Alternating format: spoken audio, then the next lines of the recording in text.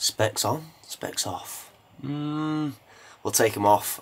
I believe they reflect in the camera, but today it is my 4 tips to improve quicker as a fighter. Everyone, and I mean everyone, wants to get as good as they can, as fast as they can. If I could get to the UFC in 4 years and get to the very top, I could get there in 10 years and get to the very top. I sure as hell damn want to pick the 4-year one. But how are we going to do this? Number 1, small fish, big pond. And by this I mean go to a gym or go to an environment that you are not the best on the mat. There's people that are a lot better than you and have a lot more knowledge and experience than yourself. This is going to allow you to then pick up the knowledge from them. It's going to help you to pick up the lessons that you get from them, because when they tap you or they get you with a good move, you're going to know a lesson of what to do next time, and overall they're going to help build you as a fighter. If you are the best in the room, you're not going to quite learn as much. You still do, but you're not going to learn quite as much from the people that are lower in standards to your ability. Whereas if you go to someone that is a lot better than you, you're going to learn a lot more stuff because they've got a lot of knowledge to pass on to you. So that's my first thing. I went to Thailand the first time ever in, what we're on now, 2018 or something like that. And when I moved out there for the year, I was not the worst, but I wasn't the best on the mat. And there was people that was a lot better than me. I had 3 amateur fights, MMA at the time, and there was UFC fighters on the mat. I got so good that year, so good. But for the first 6 months, I got absolutely smashed at wrestling all the time. By the end of it, roles were, not going to say switched, but they were a lot more equal. I was giving them just as much as I was getting. And that was all because I was the small fish in the big pond. So that is my point number 1, and it's probably the most important one. Go somewhere that you've got opportunity to grow, not opportunities to stay in the same place. Because if you're staying in the same place, you are not improving. Number 2, this is getting a good coach. Now, it can be hard to know what's a good coach if you don't know everything of MMA, but you want to look at how they are speaking to you and how they are correcting your technique. Do they correct you a lot, or do they just tell you to punch harder, grind harder, and go on about physical attributes instead of actual technique? Because if they go on about physical attributes rather than you're doing this wrong or you're doing this wrong, and they're going punch it harder, faster, more explosive, they're probably not the right coach for you, because you want someone that is going to excel you into the highest stages, and someone doing that isn't technically the best, I believe. And a little tell for me, even if they're a wrestling coach or anything like that, but any MMA coaches, I will look at what do they say about your footwork. Pay attention to what they say about your feet, because it's the little things that improves you as a fighter, and it's the little things that makes you win fights. And if a coach is being really picky on how you're moving your feet, they probably are quite clued up. Not always, but that is a little telltale for me. If they're correcting your feet a little bit, that is probably a little sign to know that this dude or woman knows what they're on about. Next one, number 3, we're going to talk about focused work, and this allows you to have tunnel focus, tunnel vision, and the main point of this is you don't just go into the training room just to go train. You go in with a focus of something to improve upon, because when you have that in your mind, you can set yourself goals and you can work to progress towards them. When you go in a training room, it's like going to the gym and not having a plan. I do it sometimes. I'll go into the gym, not have a plan, and I'll be like, I'll do pull-ups, I'll do some squats, I'll do some ball slams. The next day I'll go in,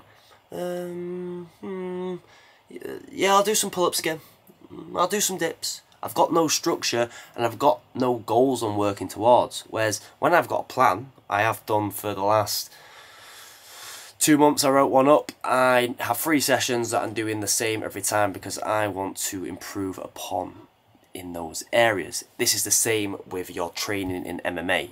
You want some sort of focus. It could be working your tidiness with your strikes, keeping your elbows in. It could be setting up your strikes with your takedowns. It could be working to get up off the floor. But all of these will help improve you a lot quicker. because when you talk about improvement, you normally, mentally, you think about the things you're not quite as good at. And if you focus on them, they are then going to catch up to your other strengths. Last one, it is drill work. And by drills, I don't mean not competitive. This is where 70% sparring, I find, is so effective in striking, in MMA, in jiu-jitsu, in wrestling, in everything. Because when it's slower, you can think more. And when you can think more, you can be a little bit more efficient in certain moves. You can use more technique and be more technical instead of being strong and powerful and just using your utter strength. Because you want to be able to use that in a fight with the click of the, well, I was going to say click of a button, but a click of the fingers. But in the training room, you want to get more effective, so when you do use strength, you're not putting 100% into it.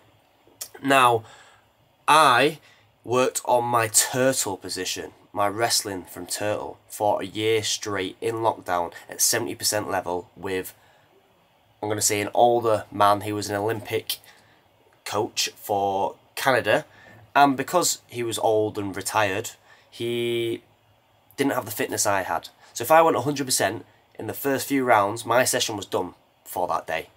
And for me, a 5-10 minute workout, it's not really a lot. So I'd go at a 70% level. But because of that, don't get me wrong, it was a lot better than me. But because of that, it allowed me to work my technique instead of using my strength. And I did that for a full year in COVID, when gyms weren't really open.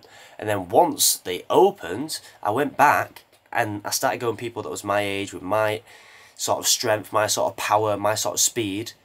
And I'd do this same move and it was like drinking water. It was easy. And that was all because I was so efficient in this certain area of grappling. It's because I've drilled it at 70% level for a year straight, 3 times a week. And that's all because I was more effective, I could think more, and I just got better at chain wrestling. But if I went 100% for all my sparring and all my rounds, that never ever would have happened. And once you start getting it like that and it's clicking and it's like second nature, I could do it with my eyes closed, that turtle position, and flow from there and do my get-ups. That's when you can start speeding it up, and eventually you will start to absolutely smash everyone even without putting the strength in. But then when you put the strength in, it is easy. When it comes to fight night, it is like drinking water. It's like breathing, should I say. It's second nature. You do it without even thinking. And that's what I find in that position now. I just feel so comfortable in that turtle position on bottom and on top. Let's do a little recap. Number 1, it is small fish, big pond. Number 2, we are on your coach. You need a good coach because your development is kind of towards them. They're the ones that teach you. Next one, focused work. You see or you hear people go on about this in development work, self-development, but not too much in MMA. I want focused work in your training.